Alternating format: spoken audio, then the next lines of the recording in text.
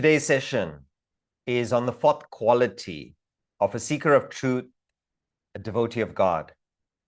Wonderful quality. In fact, we could probably take the whole session on this quality alone. But we're going to follow our usual format. We will discuss the quality. Then we will take up a selected question for the week where we will deep dive, go into it in detail, and make a note of your questions. So any questions that you have, make a note of them and please ask them. And so either directly on camera with your audio on, or you could put it in the chat box. We begin with Nirmamah. Nirmamah means free from attachment. The two Sanskrit words there are nir. So nir, the first portion, it's a prefix. It means without. In this case, free from. Without, mamaha means minus. So very interesting etymology. It means without minus. Free from minus, or as together, free from attachment. It makes us analyze. What does it mean to be free from attachment? What does it mean to not have minus? So when you think of the pronoun my, it indicates, what does it indicate? Anyone? Ego. The ego, yes. But the pronoun itself? Possessiveness. Possessiveness. It indicates possession. So when you say free from minus, does it mean free from possession? In a way, it does.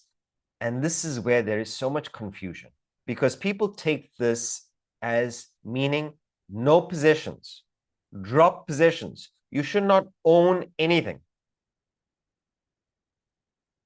This is not the meaning of it. It means not drop the possessions, but drop the possessiveness in the possessions. Drop the my before the possessions. That's it.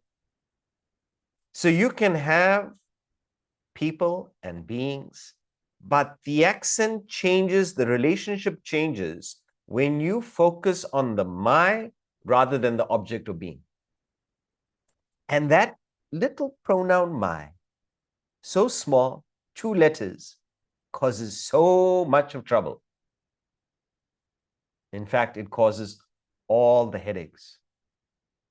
We are so wise, we are so articulate, we are able to give Vedanta, perhaps better lectures than me, to friends and family, until it becomes my problem. If it's just a problem, we're very clear, very objective. We know exactly how to solve the problem. But when it comes to us, my child, my problem, my business, my headache. Why do you want to possess and own a headache?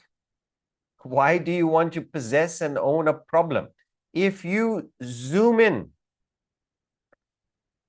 life is a tragedy. If you zoom out, means you dilute the Maya, you take the Maya away. You just see it from a distance, zoom out. And all our troubles, we see it in perspective. What is one more heartbreak, one more loss in the world? You see it in perspective. But the Maya zooms in, exaggerates it, blows it out of proportion. Charlie Chaplin was the one who said, life is a tragedy, close up, and from far, it's a comedy. Dropping the my is a way to start becoming objective. Why do we want to possess?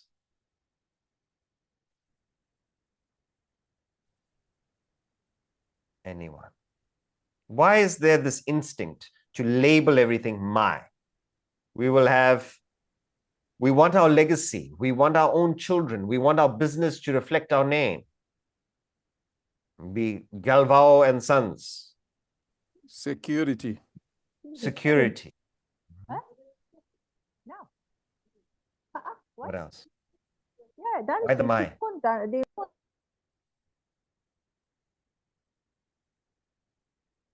We think there is happiness in that. We think there's happiness from it. For fame, yes. We want to perpetuate our ego. We want this ego to continue, even sometimes after ourselves. So sometimes if it would be, for instance, if your name is, for example, Chetty, you put Chetty and Sons. You want your name to continue, to live on. But also, as Ashaji mentioned, we want control. We want that feeling of possession. And here's the thing. The more you try to control, the more controlled you are. The more you try to control your partner, your children, the more possessed and controlled you are. Your peace of mind is completely at their disposal. So depending on what happens to them, happens to you. But you've done it. You've done it to yourself. You've tied yourself to that person. Swamiji says, just in as much as you claim possession of anything, you remain possessed and obsessed. What does that mean? You bring the example that they give. A person brings a donkey and he claims, this is my donkey. I said, how do you say that it is your donkey? He says, can't you see? I'm holding it. I've got the rope. It is my donkey. I'm holding it. The donkey is following me. By the same logic, doesn't the donkey own you? In as much as you claim possession, so are you possessed. That my is so devastating. And that is the attachment. How would you define attachment, anyone?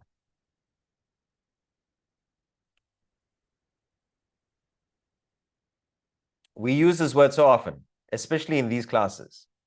What is attachment? It is mind controlled, not intellect controlled. Yes, great. It is fully, well, it engages the mind fully. Yes, it is a mental activity. If it is an intellectual activity, you will not be attached, correct? Anyone else? What is attachment?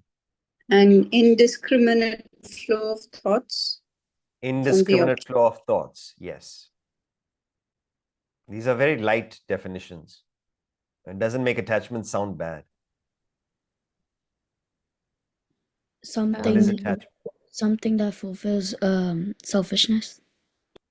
Something that fulfills selfishness? It does, yes. Because it's highlighting the my, correct. Attachment, go for it, Sergio.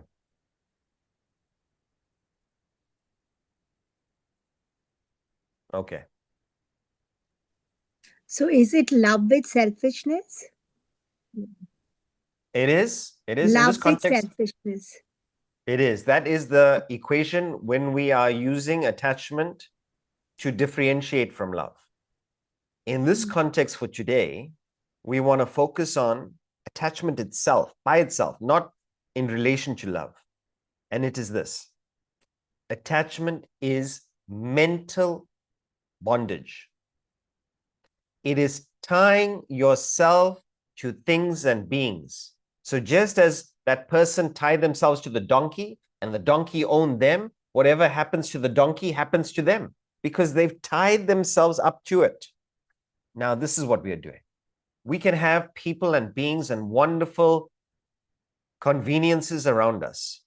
But the mistake we make, and this is the tendency of the mind, because we want to control, we want to own, we want things to last forever, is we tie our mind.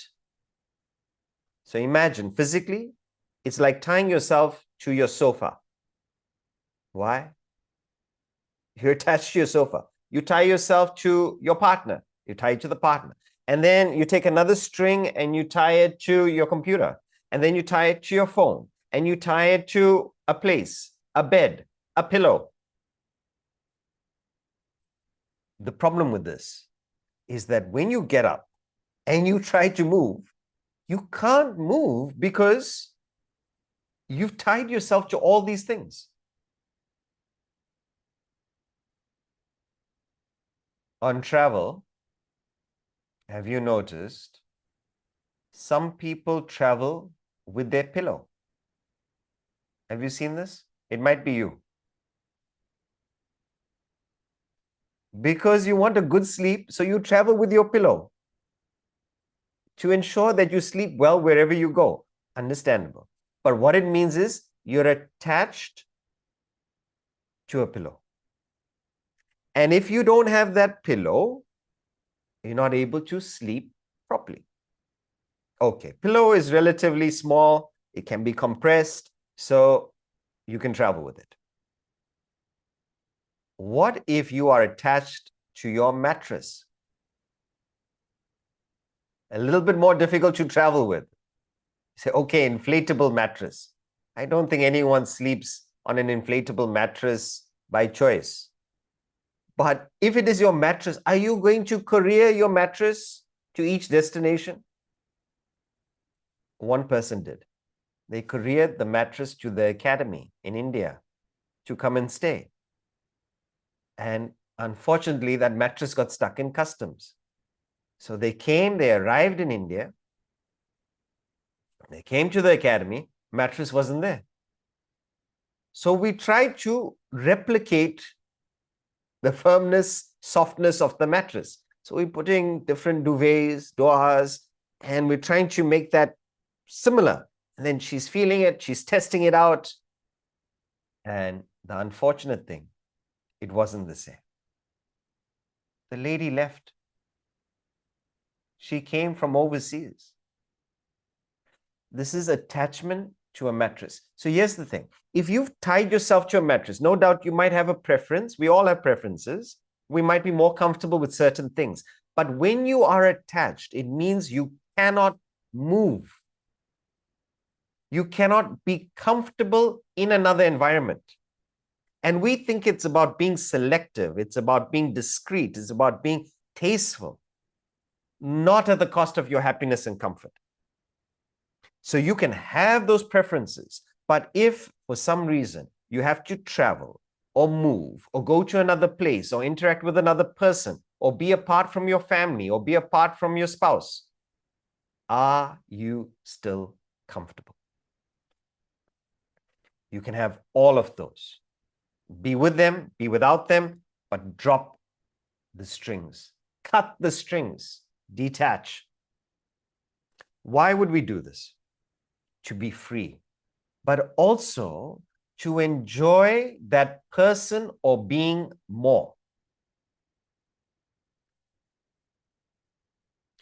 If you are attached to your children, you will not enjoy the children. It will be worry after worry after worry. And it never goes as long as you're attached. Even when they're 45 years old. Mother calls the son. Still she asks, have you eaten? Are you okay? Are they feeding you properly? I'm telling you from my own experience. If I just cough and I made the mistake of it being audible on the phone to my mother will say, hey, are you taking your vitamin C? You know, you used to have asthma when you were a child. Do you still have that inhaler?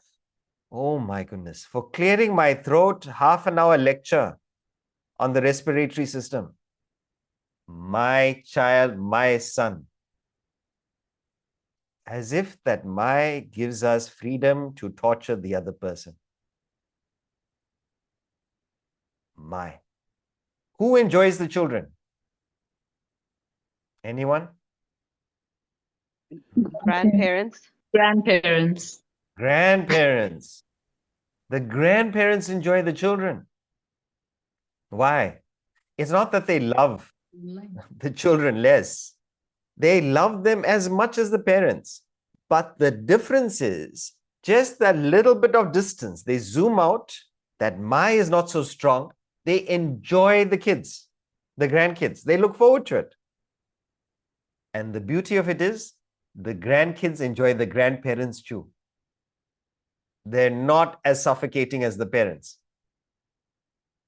What's the difference? The Maya. Same thing. If you are attached to your carpet, brand new carpet, you've just installed it in your dining area. A guest comes in, first thing you do is you look at their shoes. No, no, no, no, no.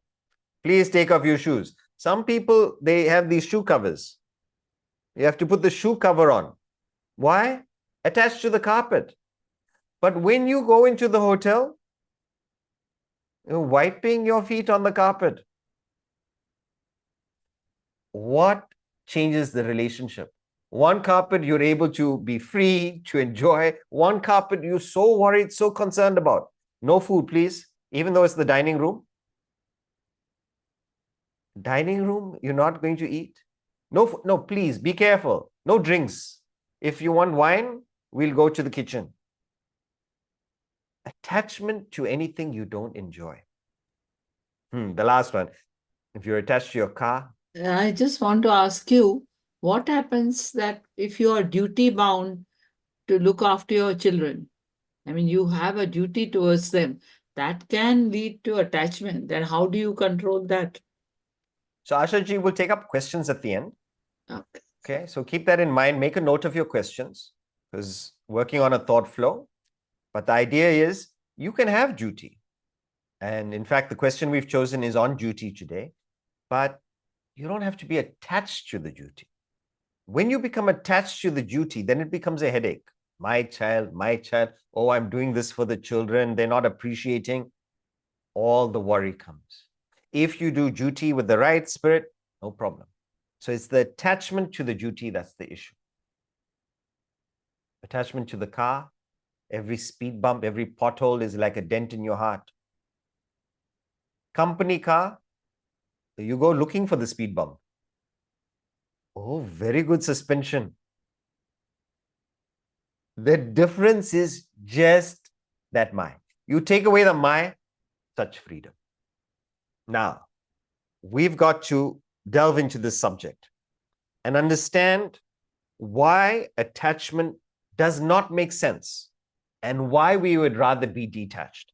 Because at the moment, we are mistaking attachment for love and we are increasing the dependence. And not only this, we are passing on this virus of attachment to our children. We're telling them, if you really like something, have it. Let it be with you all the time. And we're making our children, we're making ourselves dependent on things and beings around us. This is setting up ourselves and others for disappointment and heartbreak. A man's house was on fire. He was dearly attached to the house. In fact, people had come and offered him 3 times the market value of the house. But he refused because he had put his love and he put his labor into making this house so comfortable. He had gone away for the weekend. And when he returned, he saw so many people around the house because it was ablaze. And there were firefighters and the house is huge flames. And the man rushes and he sees that it's his home and he starts crying. Can't believe all the work that he's done, all the memories going. His son comes up. His first son, he says, Dad, while you were away, we got an offer that was 5 times the market value of the house. Dad, please forgive me. I sold it. And the man suddenly becomes lighter. Why? Not my house anymore. And he starts watching the flames like all the others, saying, amazing, these wooden houses, how quickly they go up. And he starts watching it. And then the second son comes and he says, Dad, I just got off I just got off the phone with the lawyer. The agreement doesn't stand because it wasn't signed yet. So, unfortunately, it's still ours. Again, the man is plunged into sorrow. Third son comes and says, Dad, I just spoke to the buyer. He said nobody could have foreseen that this would happen. He's going to honor the agreement and still buy the house because actually he wants the property. And again, the man is relieved. What has changed? You saw this fluctuation, this roller coaster. What has changed? The house is still on fire. What changed in it? The ownership. The ownership, the minus, the attachment. And this is it. It's so immediate. Now, if we can find out ways to dissolve that minus, even temporarily, it'll give us peace. Now, how do we start practicing detachment? So the first is by understanding what is the problem with attachment. From a devotee's perspective, and this is why it's one of the qualities of a devotee, the way a devotee sees it, or a seeker of truth, is they see it as none of this belongs to me. Nothing belongs to me. It all belongs to God. This is all the play of nature, providence, divinity. I am but a part of it. And because they do not claim a minus, they surrender all of it to the higher. In the Lord's Prayer, it says, Thy will be done. I know the Lord's Prayer. Our Father who art in heaven, hallowed be thy name. Thy kingdom come. Thy will be done. This is it. Not my will be done. It's not what I want that will be done. Thy will be done. And that shift from my to thy is the detachment. So when we see it, a bhakta or a devotee, a devotional, emotional approach is, this is all God's work, all by the grace of God. And because they take that attitude, that minus is dissolved, they get peace. This is God's will. God's will, God's way. So that is one way that you could look at it. The interesting part is, Dario mentioned in the beginning, we take up the minus for security. So sometimes we feel that if we don't have this proprietary spirit, that where's the security? Now, I'm not saying legal documents, title deeds, you should not own. That's not the spirit of it. It is having that accent on the mind. But here, what the devotee is doing is it seems like they are negating their personality by dropping that my. In fact, it's not giving up that lower personality, that body, mind, intellect. It is taking up God. So you're identifying with the higher and you're saying, this is God's way. This is God's will. But you are God. So in a way, by saying nothing is mine, you're actually also saying everything is mine. But you're changing the meaning of the pronoun. Instead of identifying with your limited body, mind, intellect, ego, Claudio, Howard, Pranya, you are changing it and saying, I am the all-pervading spirit, God, everything is mine. So in fact, that giving up or dropping the my is actually taking up everything. Wow. It's like you're a wave at the moment. And the wave is thinking about how high can I go and what happens when I drop. And it's going through these ups and downs of life. Imagine if you could think, this is not me. This is not mine. I am the ocean. Drop the wave for the ocean. And you're not fooling yourself. It's actually truthful. Instead of identifying with the limited small wave, why don't you identify with the other part of you, which is full, infinite, vast, and beyond? That's the ocean. No minus. Why? Because you've given up the wave. Do you feel bad about that? No, because you've identified with the ocean. That's the security. Now, from an intellectual perspective, all right, so we covered the devotional perspective. From an intellectual perspective, why should we worry or fear attachment and move towards detachment? The first is, it is a law that anything you are very attached to, anything that you are bound to, a person or an object, that person or object will leave you. Swami Ramatirtha puts it so powerfully. He says this.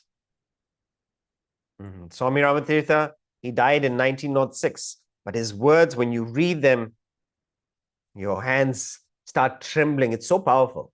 So look at how he phrases this. There is a law that anybody in this world who will attach himself to any personality or worldly object shall have to suffer. Either that friend or object will be taken from him, or one of them will die, or there will be a rupture between them. This is an inevitable law. Period. So punchy. If you are attached to any person or object, they will be taken from you. They will die. If you are attached, you lose. Because when we get attached to people, objects, or beings, we can remove the quote. When we get attached to people, object, or beings, we want it so much. We want to control it so much. We make mistakes. We make mistakes in our interaction. Our love comes across as possessiveness, expectation, and it drives the other person away. But when he goes so far, so we can understand that our behavior pushes the children away, pushes the partner away because of that overwhelming ownership, possessiveness. But how do you say the other person will die? Seems very harsh, very strong.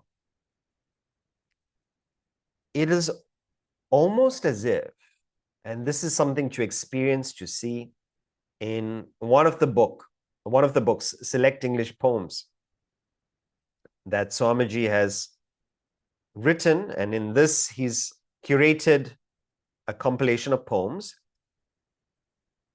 And the last 3 poems deals with this theme. That if you're attached to a person, you will lose that person, either their affection or ultimately through death. And what happens in this? Nature is constantly pushing us towards liberation, towards enlightenment, towards self-realization. So nature is helping us. And nature ensures that we keep moving. So if you get violently attached, it is against the law of nature. It is unnatural. Why? Because everything must change. Everything must pass. So if you go against nature and want something not to change, not to pass, nature, by being nature itself, will cause the break. Not in a heartless way, but that is its progression, that is its nature. All towards liberation, which we are seeking.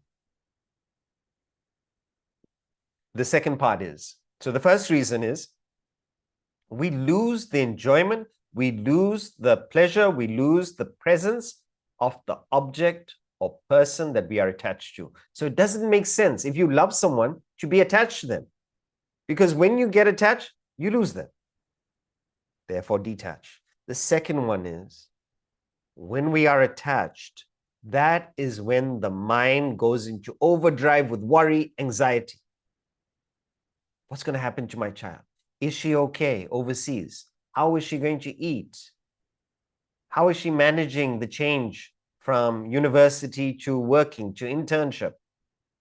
All these thoughts start coming. Why? Because of attachment. But you've trained your child, you've given them the training to be independent, or even if you haven't given the training, here's the opportunity for them to learn independence. Every child has to go through it. So the worry and anxiety comes down.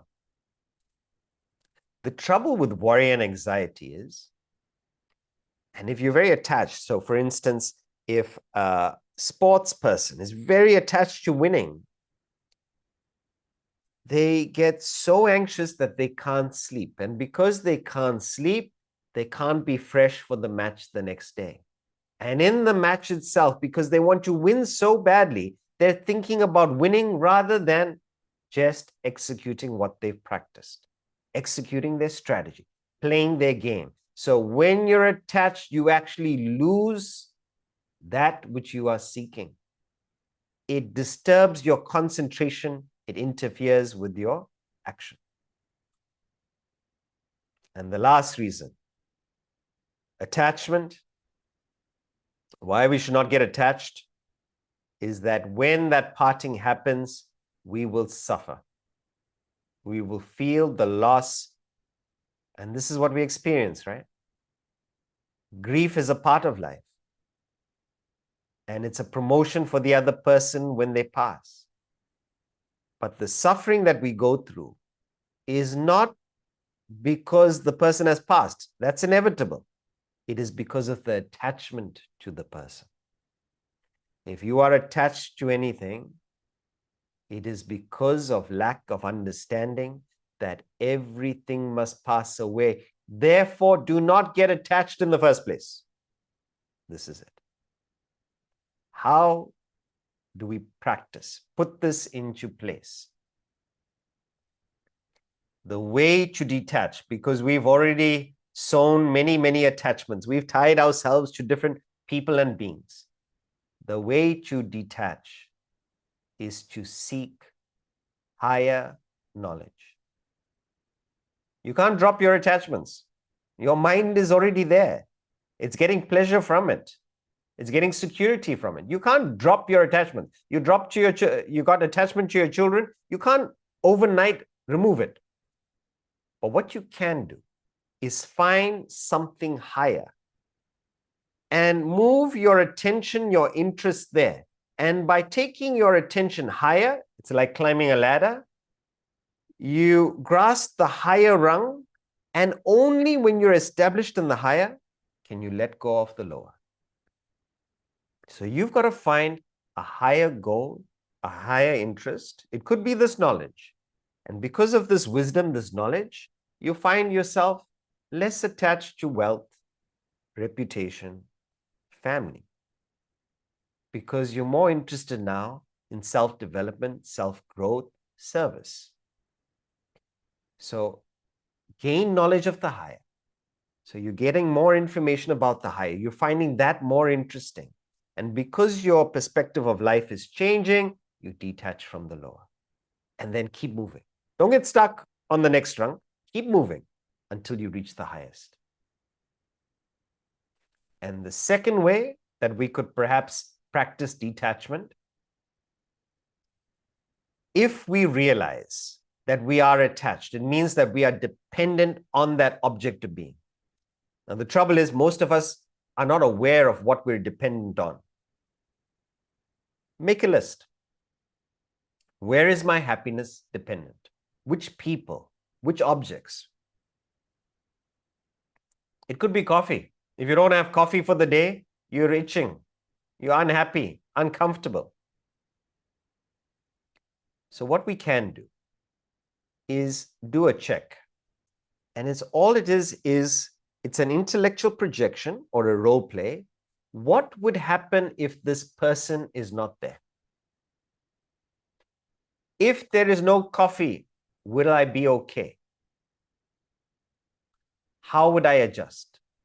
And by just role-playing that situation, what it does is it gives you insulation from your attachment, your dependence. So in the event that something does happen, you don't get plunged into loss because you have insurance, backup plan. This is it. That's the detachment. Does it mean that you don't have the object or person? No, no, no. Does it mean you expect the person to go anytime? No. That's a pessimist. A philosopher is one who is prepared for the eventualities of life, but works for the best. Then you are truly a king. You could have everything, but if it's not there, no problem. Epictetus, he says, the essence of philosophy, this is what we are studying, is that a man, a person, woman, everybody, should live so that his happiness depends as little as possible from external causes. This is it. Do not rest your happiness on something outside, because happiness is an inside job. Therefore, Nirmamah, free from any external attachment. What a quality. So I warned you, it will take time. We'll go into detail. So please make a note of your questions. And now we'll take up the question for the week and then open it up to questions from the group. So the question for the week is, I'll put it up on the screen. And this it's related to Ashaji's earlier question. What factors need to be considered before deciding if an action is obligatory? Obligatory means an action that should be done. So what are the factors? The first factor is, when you decide something is an obligation, check with your intellect. Every human being has a body, has a mind, has an intellect. The body is your vehicle. It moves you from experience to experience. But what we're interested in is who's driving the body, who's executing the actions. Now, if you perform an action based on the mind, you perform that action because you like to do it. Or you try to avoid the action because you dislike it. Or you have an emotion or you have a desire. So the desire or impulse is prompting the action. So it's based on feeling, emotion. Now, if it's an obligation, something that you should do, you've got to check, am I acting from the intellect? And the intellect is that part of you which reasons, analyzes, decides, and it decides, yes, this is my obligation. So check, am I acting from the mind, feeling, emotion, impulse, or am I acting from the intellect? Because intellect will always tell you what you should do, what you are obliged to do, what is in your best interest. So number one, if it's obligatory, you're using your intellect. But the second part of this is, and the important part in this question is, what are the factors to decide if it's obligatory? Does it fit your roles and your goals? Who decides the roles and goals? You decide. Your intellect decides. And your intellect has got to decide, what are the roles that I have decided to play? What does that mean? What kind of father do you want to be? You decide the role. What kind of parent? What kind of brother-in-law, sister-in-law? You decide, not society. You have to decide what kind of role, what kind of perfection, involvement you want to do in that role. So take up your roles. And some of the roles we may have taken up with the mind. And we're just doing it mechanically because this is how everybody else does it. You decide, I'm going to take up this role properly. This is the kind of daughter, this is the kind of daughter-in-law I want to be. So number one is your role. But the second is, what is your goal? What is your goal in life? Anything that takes you towards your goal is an obligation. Anything that takes you away from your goal, you are not obliged to do or to follow. The difference between those that are successful and those who are not successful, or rather, I would say it this way.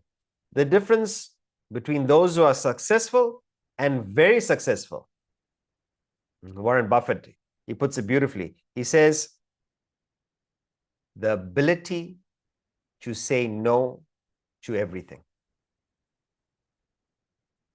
When you are saying no to everything that doesn't take you towards your goal, you're actually saying yes to your goal.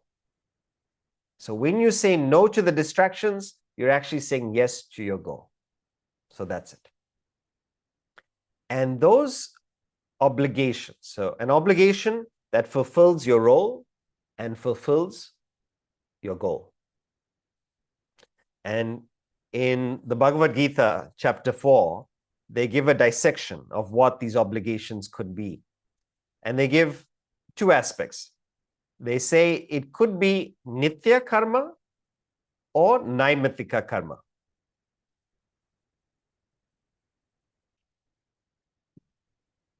Nitya karma talks about the kind of duties, obligations that are regular routine.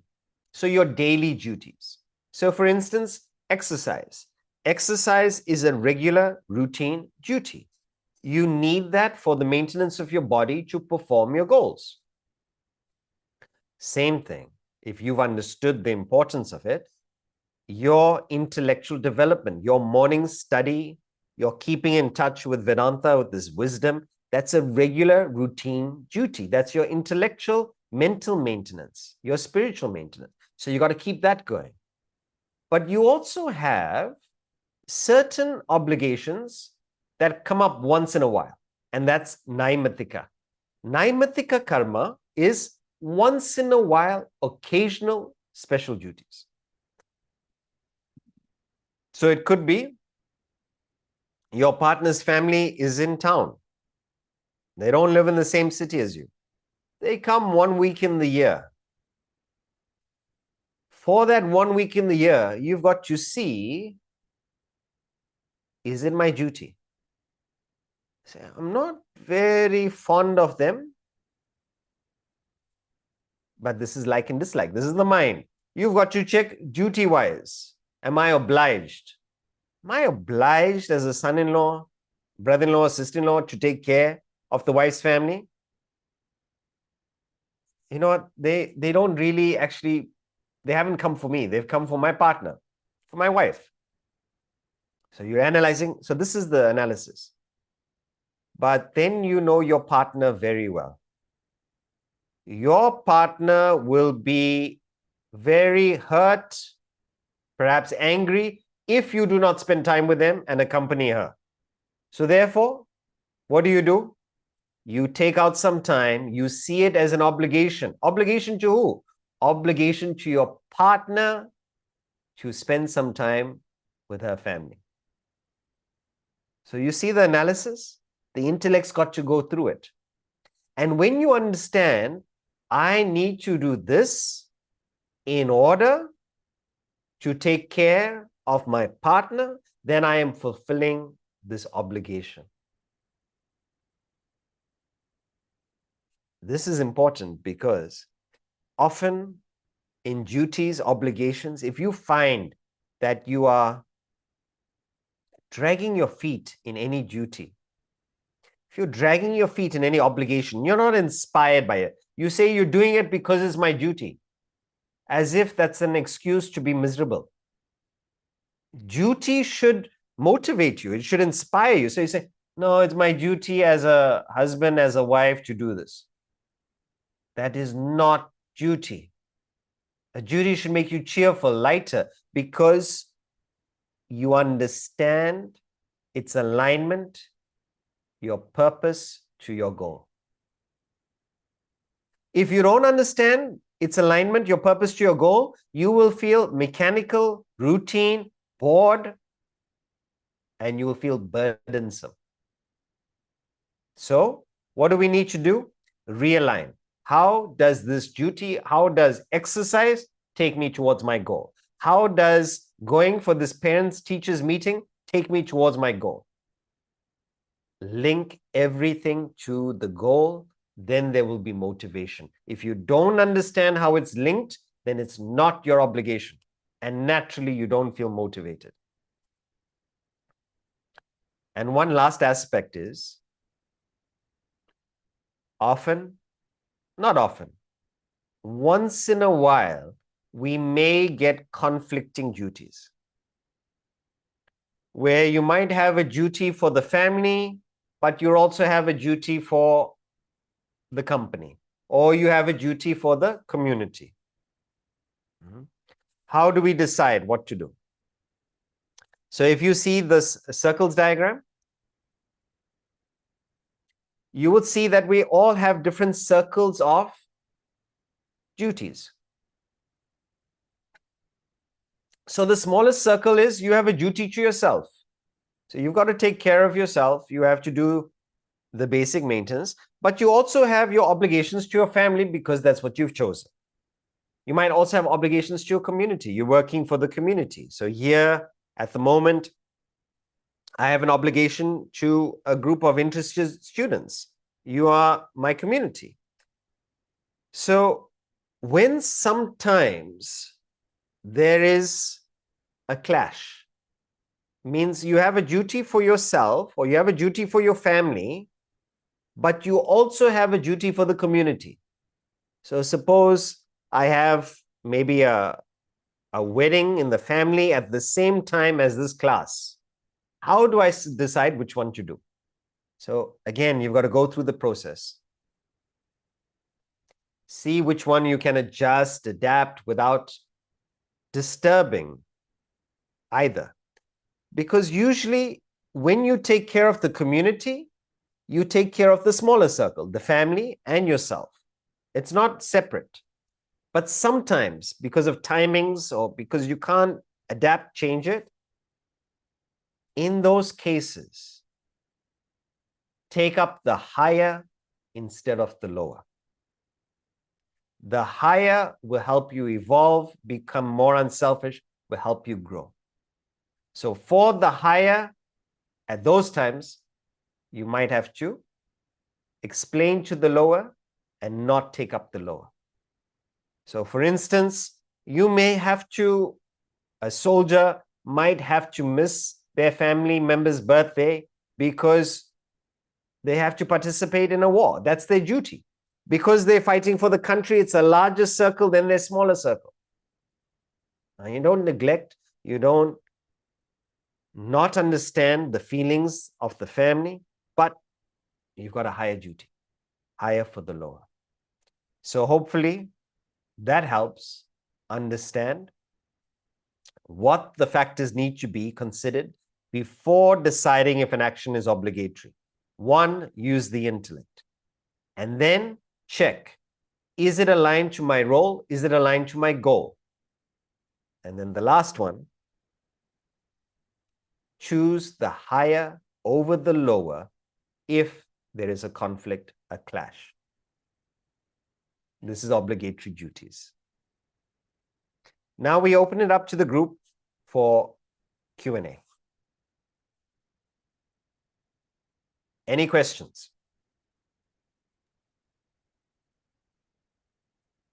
Yes, Paresh. So, this Nirmamah, freedom from attachment and possessiveness, when we become better at understanding it and practicing it, it is, at least in my personal experience, viewed by others as uncaring indifference. How do we get around that one? Sure. So when we talk about detachment, detachment does not mean no feeling, no expression. That would be indifference. So indifference is the one extreme where there is no feeling, no emotion. The other extreme is attachment, where it is too much expression, too much emotion, too much control because of the attachment. The middle path is detachment. So you express as much feeling, as much emotion as is beneficial for the other person. So if the other person is feeling neglected, that's a sign to you. You're not giving enough emotion. Now, you should not make them dependent on you, but you should give the emotion because that's what the other person requires. No point giving a person something that they don't need. But if they need emotion, you give emotion. But when giving the emotion, when giving the affection, when giving the love, do not become dependent on that person. Then again, it slips into attachment. So you can have all the feeling, but do not get dependent, affected by the feeling. So that answers Kumari's question in the chat. It says, how do you detach but with love? So Kumari, you feel one with the other person. That is love. But the attachment is when you want to control, possess the other person. That's where the selfishness comes in and changes it to attachment. That's when it becomes wanting to control the other person. The detachment is actually love. It is allowing the person to grow, to be free. Not trying to control with that mind. It's understanding that there is no my because you fully understood them. The more my, the more attachment there is, the more separation there is. Because it's about what I want for you. But it's what I think is best for you. Don't we do this? We say, Sudhakar, can't I correct them? Can't I tell them? Because I know it's best for them. According to who is it best? According to me, my opinion, I. That's the problem. Sonia? Namaste. I think you answered one of the questions that I had, but um, how do you continue to be responsible for something without the ownership? So how do you you're working for the company, but you have some you own a company, you have some obligations to the stock owners, you have obligations to the employees, you overarching obligations to different, and some of them might be conflicting. So how do you manage something like that? So Sonia, you do your 100%. You do your best because of personal excellence. It's that which you've chosen to do. But the other side is, it is backed with the intellectual understanding that this is not permanent due to unforeseen factors. Could be something like COVID, could be the market, could be something unrelated to you. It is not going to last forever. Even if you do everything correctly, you may want to change. You may want to sell the company. You may want to pass it on. So when you enter the venture, understanding that no role is permanent. Even as a parent, when you have kids, understanding after education, they are going to go their own way. They are going to leave the home. So preparing yourself for when they leave so you don't feel that vacuum, that void. Same thing, when you retire or when you decide to pass it on or to change your field, you understand that this is just one role in your life. So you don't get attached to it. That doesn't take away from your effort. It's like a sports person going in to play a game and they play it 100%. But if you're attached to winning or losing, that's a distraction and that's going to compromise your performance. So you would actually do much better by not being attached to your company and your work and to your stakeholders. You do your best, but whatever results happen, you learn from them, you keep moving. But that stress that comes from that ownership and from that trying to control everything, trying to resist nature, I'm saying you must adapt, change, yes. But that wanting to control it, that stress causes us to compromise our efficiency, effectiveness in the office. So I have a quick follow-up question as well. Sure. A lot of people, including myself, I think, we continue to work beyond the years that we are ready to retire, so to speak, because we may not know what we are going to do next after that. So understanding the overall goal, as you said, the higher goal, what is the purpose that we're doing? And maybe that action will change, the role may change, the action may change, but the overall goal that we are trying to do, whether it's for the humanity or all beings or country, community, whatever it is, you can continue to volunteer and you can continue to, continue your service to society even after you retire. So I think that's an excellent way to think about retirement. That we're not going to be busy. That's why we don't want to retire. That sort of feeling. So thank you so much for explaining it in this way. Oh, pleasure. So, so what happens is we get attached to our career, not realizing that the career, especially if it's corporate and you're forced to retire, is only for a certain amount of time. And because of the attachment to the career, you may have neglected more permanent aspects of your life going forward, which could be family, health, and other interests. So people get to retirement and suddenly they go, oh, what next? I'm not prepared for this. I have wealth, but what do I do with it? What do I do with myself? And then my health is not cooperating, so I don't have so many choices. So living life in a particular way where you understand things may change, things may go. How do I ensure that I have all the right tools available, that I've invested in all the right parts of life, so there's no issue? So for myself, I'm doing my work in such a way that I can continue doing it for as long as possible. No retirement. But it means taking care of the infrastructure, the people around me, finances as well, the family members, the community around, looking after that as well. So keeping all of that, including my personal fitness, keeping all of that taken care of so I can continue doing what I'm doing for as long as possible, completely aware that something could happen. The body could not cooperate. What would I do? I would change the activity. Maybe less talking and traveling, maybe some more writing, more study. Depends, but prepared for that as well. Deepak. So, Thakurji, today India is playing Pakistan in cricket. Yes. Now, how should one approach our watching the game?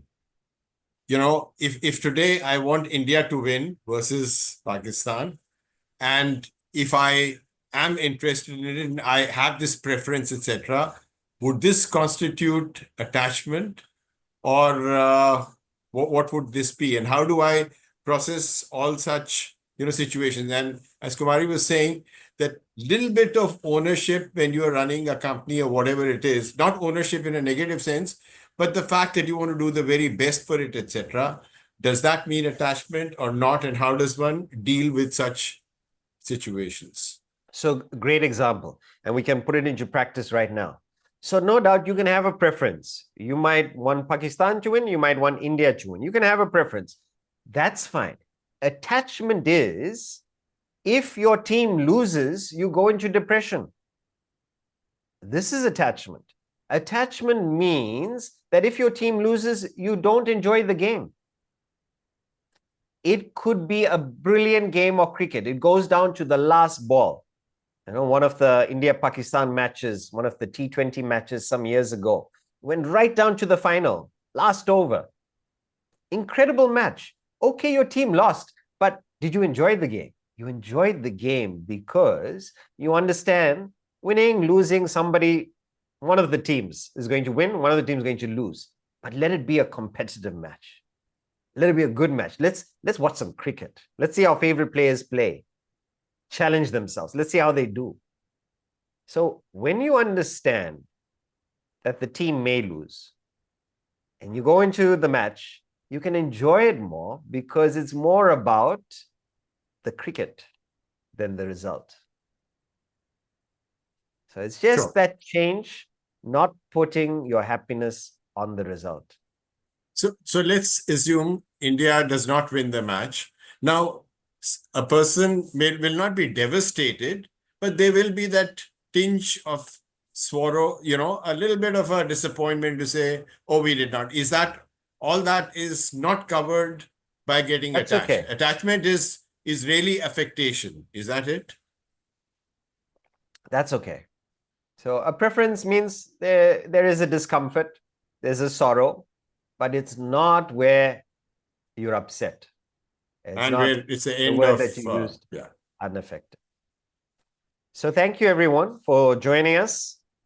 Unfortunately, for the next few Sundays, we have some retreats lined up in different parts of the world and some travel. We're going to keep a note of that for future planning. We have some flights on the Sunday. So unfortunately, for the next 4 Sundays, there will be no Sunday Wisdom sessions. So there's a bit of a break. We resume on Sunday, the 30th of March.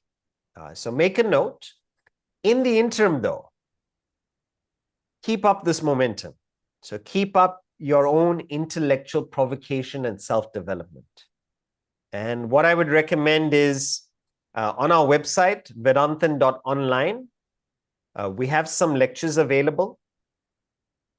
And on the website, there is also a course of lectures, an intro course of lectures. So if we could put up the website, please. The last slide. So it's vedanthan.online. There it is. So we put it up in the chat as well. Vedanthan.online. It's on the website. So you can have a look at those lectures. And then secondly, for those of you who would like to plan, what I would recommend is coming to the academy. We have in the end of June, 6-day retreat. It's called the Vedanta Academy Experience, where students like yourselves from around the world who are attending the different classes can come and visit. All right, so that is the website. If we can move to the previous slide, the Vedanta Academy Experience. And that is from the end of,